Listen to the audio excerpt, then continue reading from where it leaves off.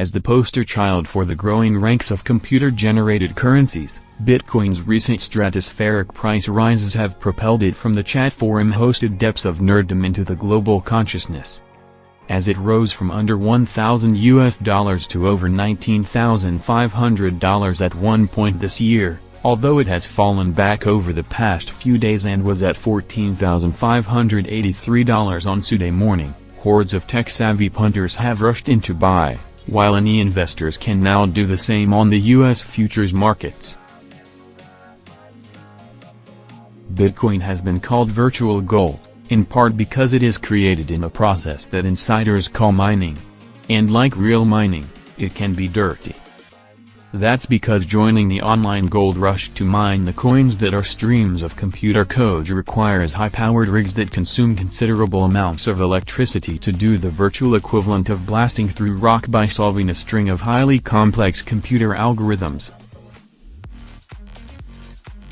Depending on how the electricity used for mining is generated, the virtual currency can have a very real impact by adding pollutants into the air and contributing to global warming.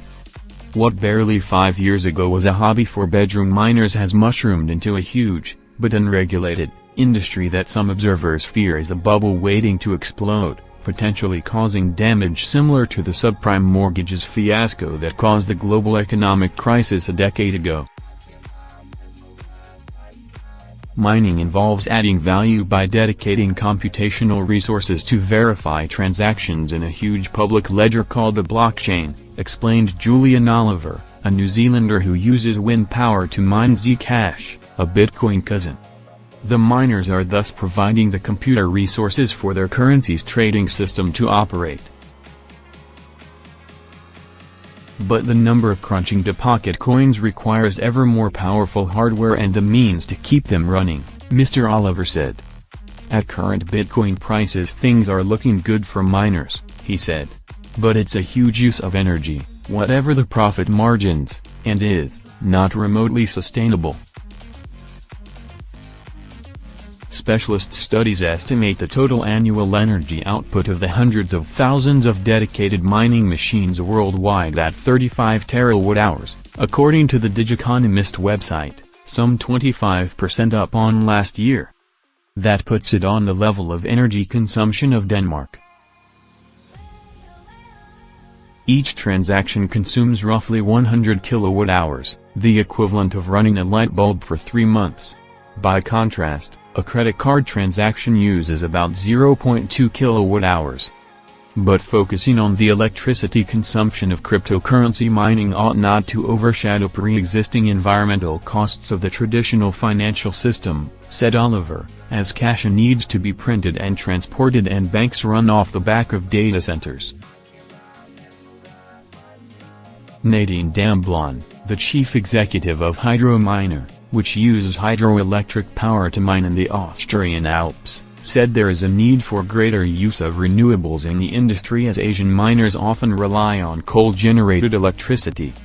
Hydroelectric can play a leading role as one of the most environmentally friendly ways to generate power, she said. Ms. Damblon believes the market will help solve the problem.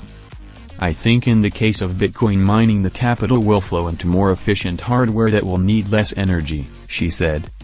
The scale of the long-term environmental threat that mining poses is unclear, as is the degree to which it could act as a catalyst for greater take-up of renewables.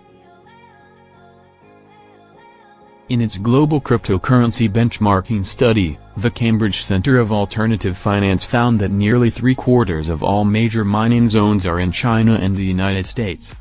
But the likes of Iceland and Austria are gaining ground. Not only do they offer clean hydroelectric power, but also cold temperatures that help save on cooling computer equipment, which can account for up to a third of energy needs. What is undeniable, said the report, is that the mining sector has evolved in a short time from a hobby activity performed on personal computers into a professional and capital-intensive industry with its own value chain. As for how many Bitcoin mines or miners there are now, nobody really knows. In terms of large-scale mines there are perhaps about 100, said the French information technology specialist Marc Bevend. Maybe a few thousand smaller ones using 1 or 2 racks of machines rather than the tens of thousands in the largest Asian mines, San Francisco-based Mr. Bevend said. The push for scale to save on energy costs and go green also risks pushing Bitcoin against its libertarian, or even anarchist, founding philosophy. Bitcoin was created to not only allow secure and anonymous transactions, but for the system to be controlled by users and not by a government or corporation. The push for scale would concentrate number-crunching power in the hands of the richest or throw into question Bitcoin's decentralized philosophy, said Tunis Brassens, a senior economist with ING Bank. He forecasts that eventually banks will create private blockchains, which will not face the problems of scale or regulation that Bitcoin is coming up against.